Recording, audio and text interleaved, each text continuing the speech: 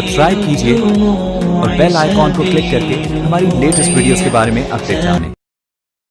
हजरत मौलाना अब्दुल कादिर साहब मोहतमीम दारुल उलूम अजीजिया, उन्होंने अपना ताज़ियत नामा मौलाना मुफ्ती अब्दुल्ला साहब के हाथों भेजा है। हम दावत देते हैं मुफ्ती अब्दुल्ला साहब को कि वो तशरीफ लाएं और हजरत ने जो जिन अल्फाज में अपने तासुर का इजहार फरमाया है, सामाईन के सामने उसका इजहार फरमाएं। अस्सलामु अलैकुम वरहमतुल्लाहि वबरकातुहू। दारुल उलूम अजीजिया के मोहतमीम साहब मौलाना अब्दुल कादिर साहब किसी वजह से यहाँ नहीं आ सके और उन्होंने मुझे अपनी तरफ से ताज़ियत करने के लिए कहा। चुनांचे मैं दुआ करता हूँ अल्लाह रब्बुल इज्जत से कि अल्लाह रब्बुल इज्जत हजरत मौलाना मजहर आलम साहब रहमतुल्लाह अलैहि की बख्शिश फरमाए, आला दरजात अता फरमाए और उनके पसमानदगान को सब्र जमील अता फरमाए। वाखिर दावाना जज़ाकुमुल्लाहु अहसनल जज़ा। दरख्वास्त है मुफ्ती हुसैन अहमद कासमी साहब से कि अपनी तासुरात का इजहार फरमाएं।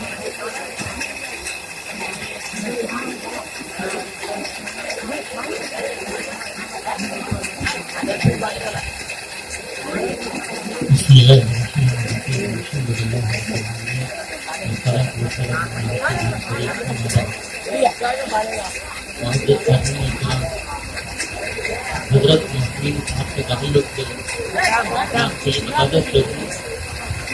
तो मैं इस जिंदगी के मुख्तलिफ महाराजी से उनको करीब से देखा हूँ और इस लंबा अरसा उनके साथ सही बात ये है कि मेरी पढ़ाई मुझे बॉम्बे में शुरू हुई और उस वक्त तारीखी तक शायद कोई मुझसे मुझे ये बात नहीं थी और ऐसा लगा कि ना जाने मेरी मोहब्बत मेरे दिल में थी। ये तो बात ना मालूम कि हजरत एक चले जाने के बाद मैं दिल के तौर को हूँ कि खुदा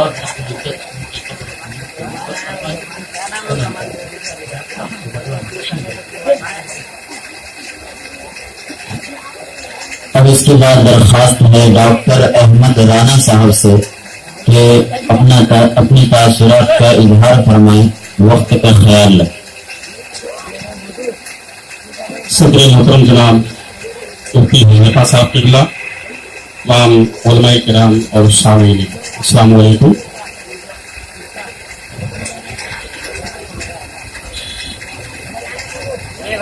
यूं तो आए हैं सभी दुनिया में मरने के लिए, मौत वो है कि इस पर चीज समाना हुए। हजरत मुफ्ती मजहर आलम साहब किबला का ताल्लुक मेरा मुफ्ती अबूबकर साहब ने दारुल रहीमिया में करवाया। उससे पहले मैं नहीं जानता था हजरत को, मैं सियासी आदमी हूँ। उस दिन पहली जब मुलाकात हुई मेरी, उसके बाद मैं इतना मुतासिर हुआ कि शायद ही कोई महीना ऐसा रहा हो कि हजरत मजहर आलम साहब किबला मरहूम से मेरी मुलाकात ना हुई। और जब भी मैं तकालीफों के दौर से गुजरा किसी भी सियासी मामले में, तो मैं हजरत से आके मशवरा लेता था, जबकि वो दीनी इल्म के माहिर थे। मुझे ताज्जुब होता था कि जो सियासी तरीके से मुझको समझाते थे कौम की खिदमत करने के लिए, मैं बड़ा खुश होता था और चार्ज हो जाता था, दूसरे को उस काम में लग जाया करता था। और आज जिस दिन मैं उनका इंतकाल हुआ, 3 दिन पहले मैं मुलाकात करने हजरत की बारगाह में गया था। बाखुदा जैसे उलमाए किराम कहते हैं, अल-उलमा वरासतुल अंबिया, उलमा वारिस अंबिया किराम के, बिल्कुल उसी के मिकदार मैंने चेहरे पे किसी तरह की नमी नहीं देखी, हजरत के चेहरे पर मायूसी नहीं देखी, जबकि उनको मालूम था कि उनको कैंसर हो चुका है और चंद दिन के इस दुनिया में मेहमान हैं। मैंने ऐसा खुशनसीब और इतना खुशमिजाज इस दुनिया से रुखसत हुए नहीं देखा।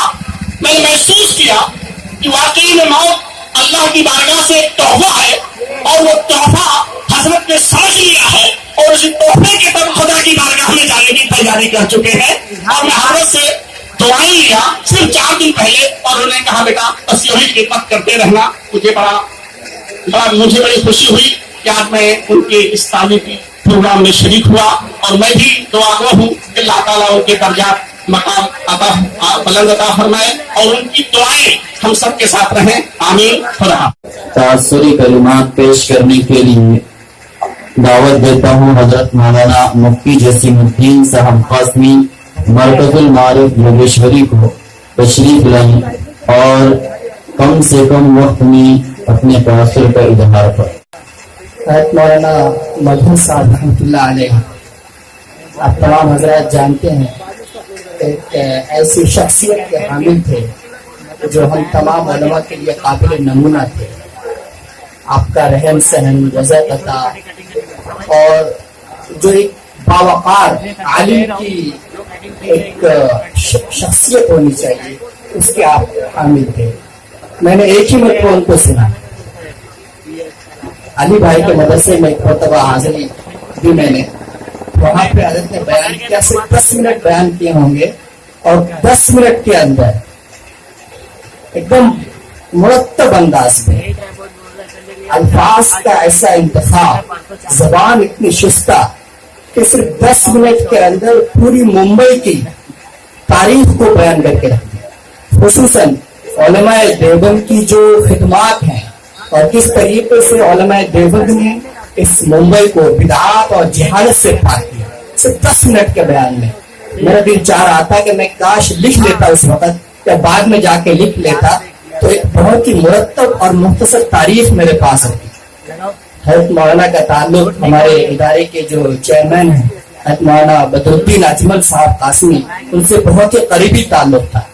हजरत जब भी मिलते उनसे तो हज़रत मौलाना बदरुद्दीन साहब बहुत ही वारिहाना अंदाज में मिलते थे। ऐसा महसूस होता था कि बहुत ही करीबी दोस्त बहुत दिनों के बाद मिल रहे हैं, इतना खास ताल्लुक था हजरत के साथ उनका।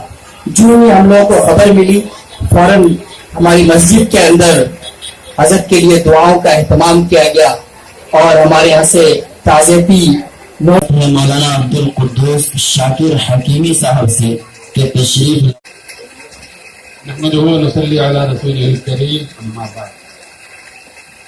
हमारे बहुत सारे मेहमान इसमें बतौर खास हमारे जमीयतुल उलमा महाराष्ट्र से नाज़िम तंजीम मौलाना सैयद मुफ्ती हुज़ैफा साहब और हमारे निहायत मोहतरम हज़रत मुफ्ती इनामुल हक साहब दामद बरकातुहू यहाँ मौजूद है।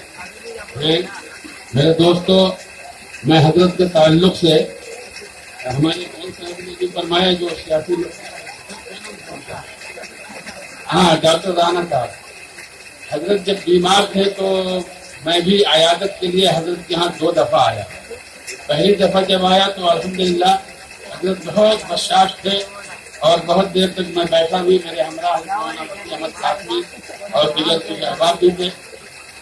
दूसरी दफ़ा जब आया तो बहुत देर तक हजरत के सर पे हाथ रखा और मैंने दबाया और हजरत को, हालांकि हमसे बगल थे, मैंने कहा कि हजरत ये दराज है, ऐसा होता है। कहने लगे कि अल्हम्दुलिल्लाह मैं राजी बरकता। मैं बस इतना कहना चाहूँगा मेरे दोस्तों कि मौत उसकी है करे जिस पर ज़माना अफसोस। यूँ तो दुनिया में सभी आए हैं मरने के लिए और हजरत रहमतुल्लाह अलैह के लिए सबसे अहम और बड़ी बात यह है मेरे भाइयों कि दारुल उलूम अज़ीज़िया जब तक इस जमीन पर मौजूद रहेगा इंशाअल्लाह सुम्मा इंशाअल्लाह अल्लाह के फज़ल व करम से इसका अज्र हजरत को मिलता रहेगा और उनके जो लवाहिकीन हैं, मुतअल्लिकीन हैं और वारिसीन हैं, अल्लाह ताला उनको सब्र जमील अता फरमाए। वाखिर दावाना अल्हम्दुलिल्लाहि रब्बिल आलमीन। हजरत मौलाना फिरोज आलम साहब कासमी, इमाम व खतीब मस्जिद अरक़म रोड। बिस्मिल्लाहिर्रहमानिर्रहीम। अल्हम्दुलिल्लाहि वहदह वस्सलातु वस्सलामु अला मन ला नबिय्य बअदा मुहम्मदिन व अला आलिहि व सहाबिहि अजमाइन। दोस्तों, इस वक्त ज़्यादा तफसीली गुफ्तगू करने का कोई मौका नहीं है। हम सब के दरमियान बहुत से अकाबिरीन यहाँ मौजूद है ہم یہ چاہتے ہیں کہ ہم تو مقامی لوگ ہیں، ان حضرات کے ملفوظات کو ہم سنیں، لیکن دوستو مختصر سی بات یہ کہہ دوں، حضرت مولانا مظہر عالم صاحب قاسمی نور اللہ مرقدہ، آپ اپنے آخرت کے مشن میں مکمل طور پہ کامیاب ہے، کامران ہوئے ہیں، اللہ ان کی خدمات کو قبول فرمائے۔ حضرت شیخ الہند نور اللہ مرقدہ اسیان مالٹا میں لکھتے ہیں کہ میں جیل میں تھا اور جیل کی تنہائیوں میں نے غور و خوض کیا، اور مجھے جو بات سمجھ میں آئی، اس وقت ہندوستان کے اندر مسلمانوں کے حالات کے اوپر میں نے غور کیا، تو سب سے چیز اہم جو سمجھ میں آئی ہے، ہمارے مسلم قوم جو یہ قرآن کی تعلیمات سے دور ہے۔ میں جیل سے نکل، اور دوسری چیز کہ مسلمانوں کے درمیان اختلافات بہت زیادہ ہے، میں اپنے جیل سے رہا ہونے کے بعد جاؤں گا تو میں ہر گاؤں ہر شہر کے اندر اپنے لوگوں سے یہ کہوں گا کہ لفظاً معناً قرآن کی تعلیمات کو عام کیا جائے اور مسلمانوں کے اختلافات کو آپس میں ختم کیا جائے، یہی ہماری یہ کامیابی کی علامت ہوگی۔ حضرت نور اللہ مرقدہ نے اپنے اکابرین کے مشن کو لے کر، یہ اس زمانے میں آپ ذرا غور کر لیں، 1976 میرا روڈ کی آبادی کو آپ تصور اپنے ذہن میں لائیں۔ آج کے حالات کے اندر تمام سہولتیں موجود ہیں، جیسا کہ آپ سنتے ہوں گے اشرف العلوم، یہ کنوا بہار میں ایک ادارہ ہے، وہ 1919 میں قائم ہوا، اس وقت کی آبادی کو آپ ذرا خیال کریں۔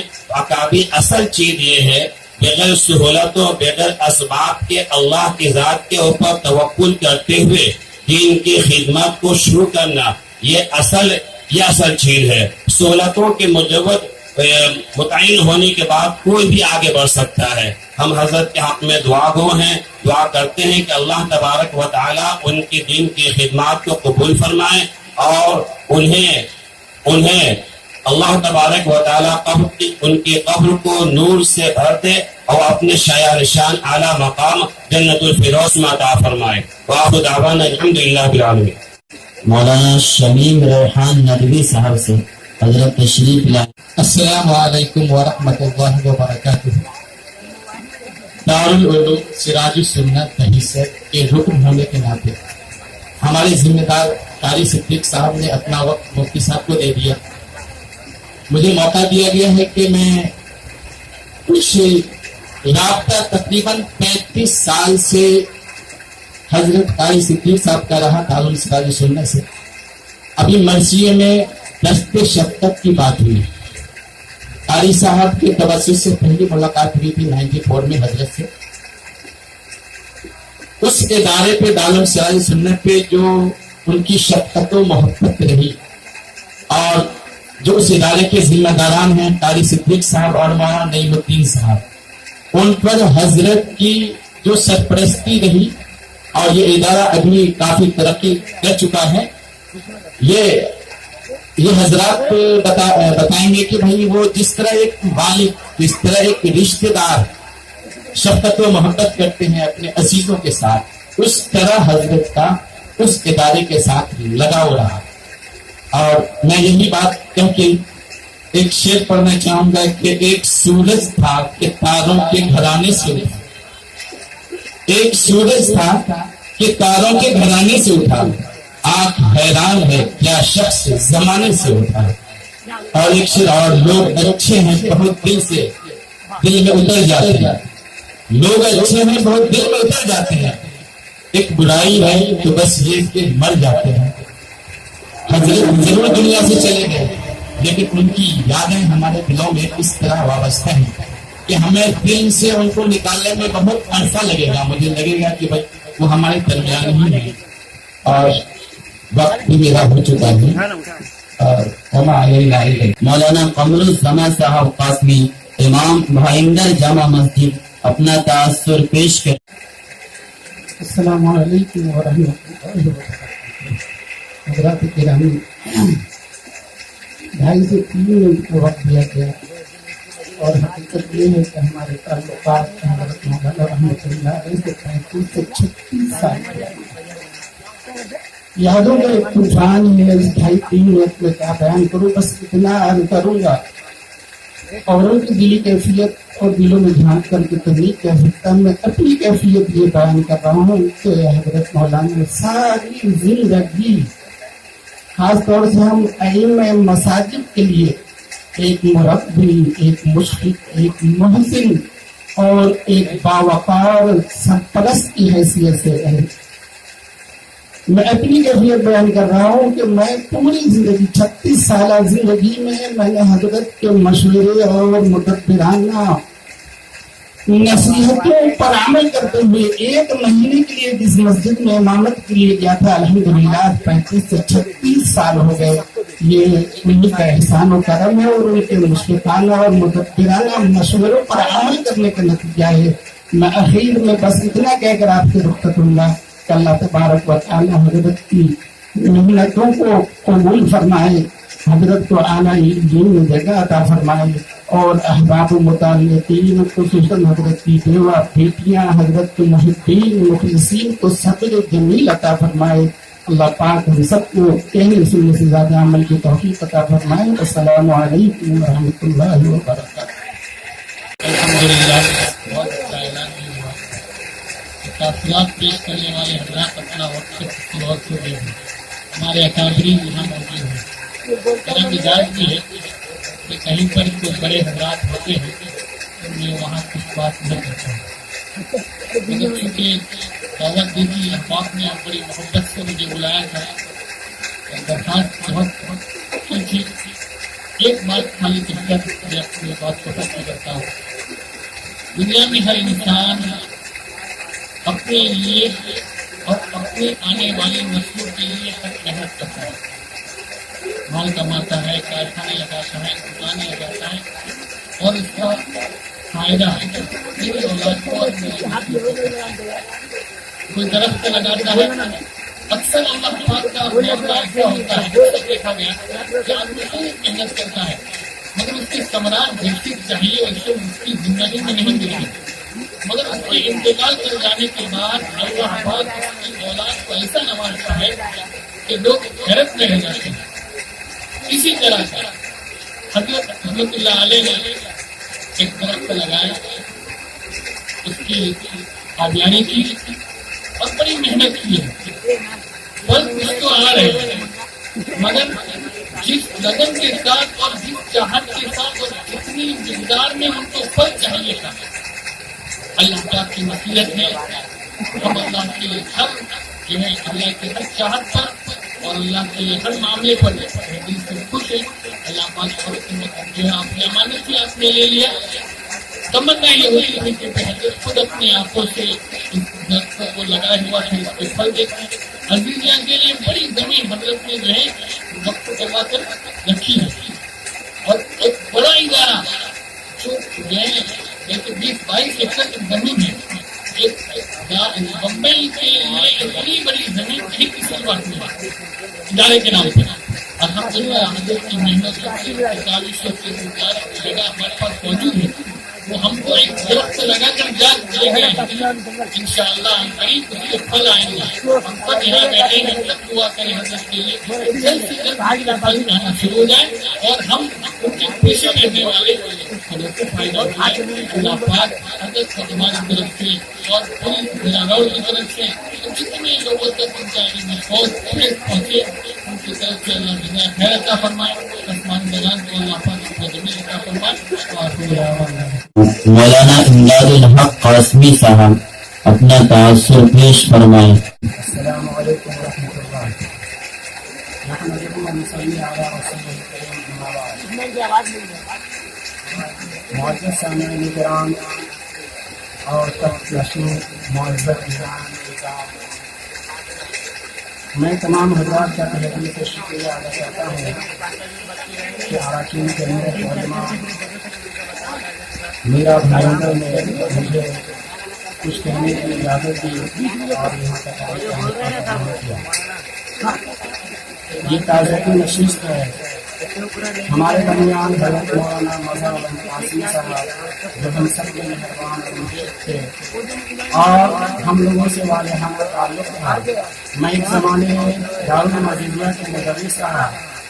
حضرت مولانا محتمی صاحب کا بڑا ہی مشرکانہ انداز تھا اور خاص طور سے ہماری کمیاں اور کوتاہیاں جو ہوتی تھی اس معاملے میں ایک دوسرے کا لحاظ اور پاس بڑا تھا. کسی کو کسی کے سامنے کوئی کمی بیشی نہیں بتاتے تھے بلکہ فرداً تنہا بلا کر یکسوئی کے ساتھ کمی اور کوتاہیوں پر نشاندہی فرمایا کرتے تھے. اس کے علاوہ اور بھی کوئی باتیں ہوتی تھی تو اپنے انداز میں اس کا اظہار فرماتے تھے. جب میں عزیزیہ سے نکل گیا اور میرا لڑکا زیر تعلیم تھا یہاں اور اکثر میں فجر کی نماز یہاں پڑھا کرتا تھا. حضرت جو ہے تا حیات جب تک ان کی صحت نے وفا کیا ان کے ساتھ ہمیشہ فجر کی نماز پابندی سے عزیزیہ میں پڑھایا کرتے تھے. تو جب وہ نماز پڑھاتے تو ہماری یہ کوشش ہوتی تھی فطرت میں کیونکہ کام ہوتا تھا صبح میں کہ محتمی صاحب کی نظر سے نکل کر بچ کر نکل جاؤں. کیونکہ جب نگاہ مل جاتی سلام دعا ہو جاتا تو پھر وہ اکثر دفتر کے اندر لے جایا کرتے تھے اور چائے نوشی کی دعوت دیتے تھے, چائے پلایا کرتے تھے. ایک دو دفعہ ایسا واقعہ بھی ہوا کہ چائے آنے میں تاخیر ہوئی. حضرت مولانا عبد الخالق صاحب مدد اللہ العالی جو دفتر کے انچارج ہیں ان پر خفا بھی ہو گئے کہ کتنی دیر ہو گئی, کس کو کہا چائے لانے کے لیے. تو یہ مولانا کا ہر ایک کے ساتھ مشفقانہ ہمدردانہ انداز تھا اور ہر ایک کو وہ اپنا سمجھتے تھے اور اپنے مخلصانہ انداز میں ہر ایک کو ان کے فائدے کا مشورہ دیتے تھے. اور حضرت کی ذات گرامی ایک شخصیت نہیں بلکہ ایک تحریک تھی اور مدارس کے علاوہ دیگر تنظیمیں جو دینی ہیں ان سے بھی حضرت جڑے رہے. ہمیشہ زندگی کے اندر ان کی وابستگی رہی کسی نہ کسی تنظیم سے اور وفات کے وقت تک بھی وہ میرا بھائندر جمعیت علماء کے صدر رہے. اب وہ ہمارے درمیان سے پردہ فرما گئے.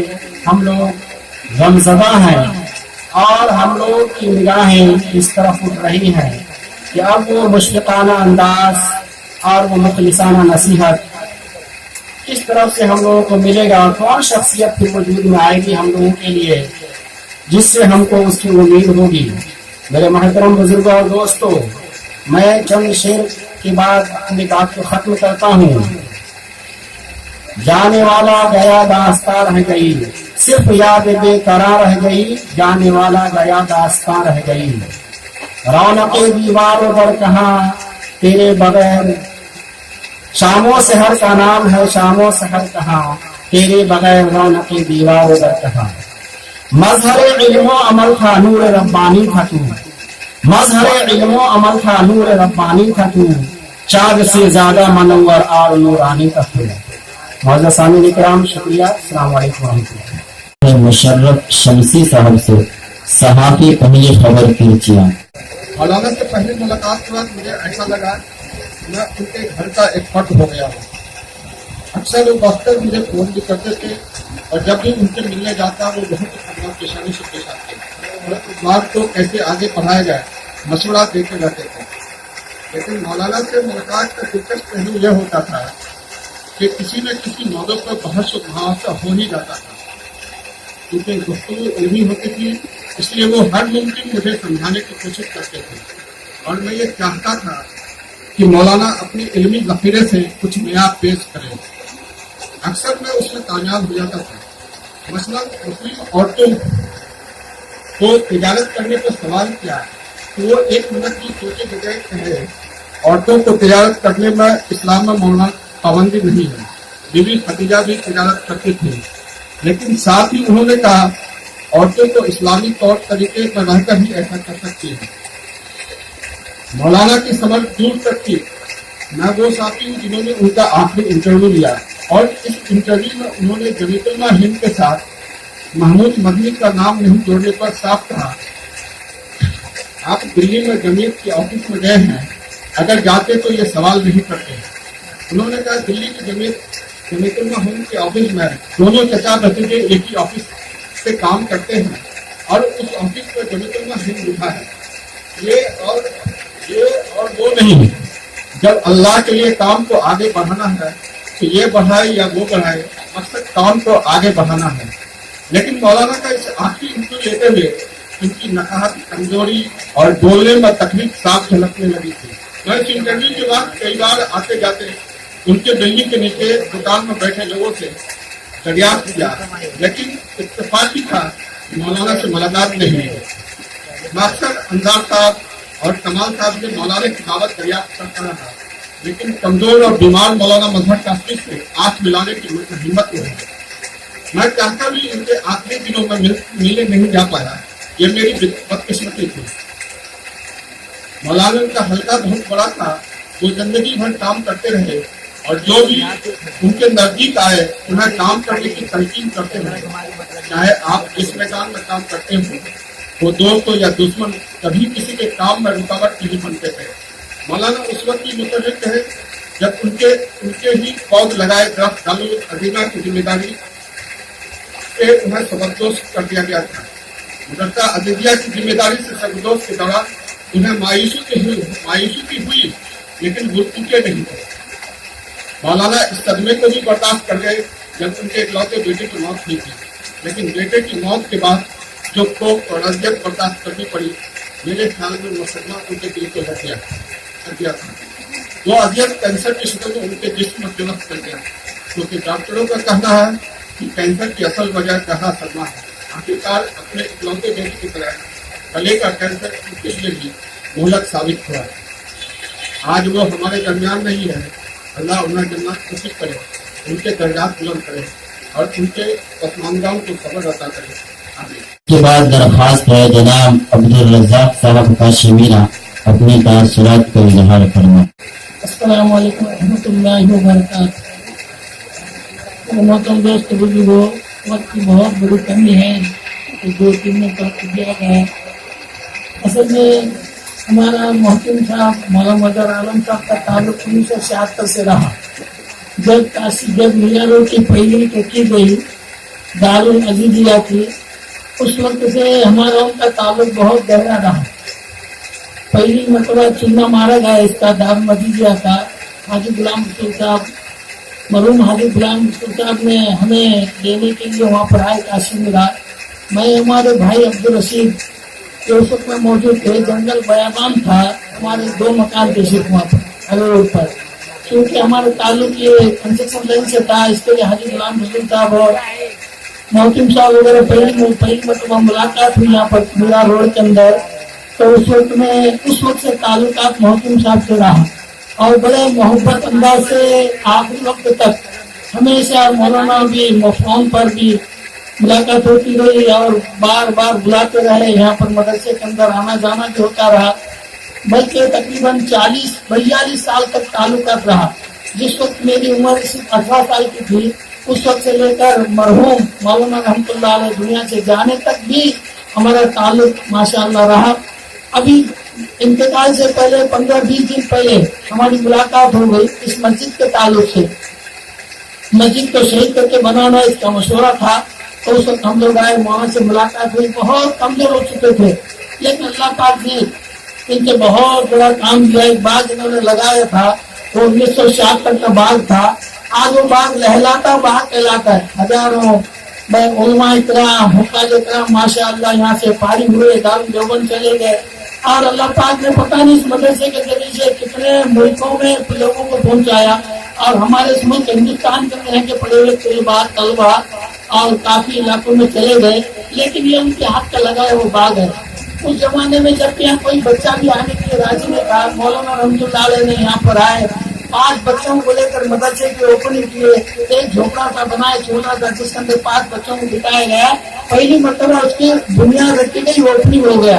उसके बाद अल्लाह पाक ने दिन हर रोजाना इसको मदरसे को तरक्की अता फरमाया और हजारों बच्चे पढ़ने लगे, हजारों बच्चे फारिग हुए। मेरी दुआ अल्लाह पाक मौत तक इस मदरसे के जरिए से अल्लाह पाक पूरी उम्मत को नफा पहुंचावे और अल्लाह पाक इस मदरसे के जरिए खूब दुनिया में काम लेवे और मौलाना रहमतुल्लाह अलैह की कब्र अल्लाह पाक नूर से भर देवे और हम सब जो है उनके लिए दुआ भी करते रहे, अल्लाह पाक इनके मकसद फरमावे, दर्जात को बुलंद फरमावे और फिर उनका नियामत बदल हमें अल्लाह पाक अता फरमावे। बस एक बात, थोड़ी सी बात करके मैं अपनी बात को खत्म करता हूँ। अल्लाह पाक इनके कब्र को बेइंतहा नूर से भर दे, आमीन। अल्लाह उन सबको कबूल फरमाए।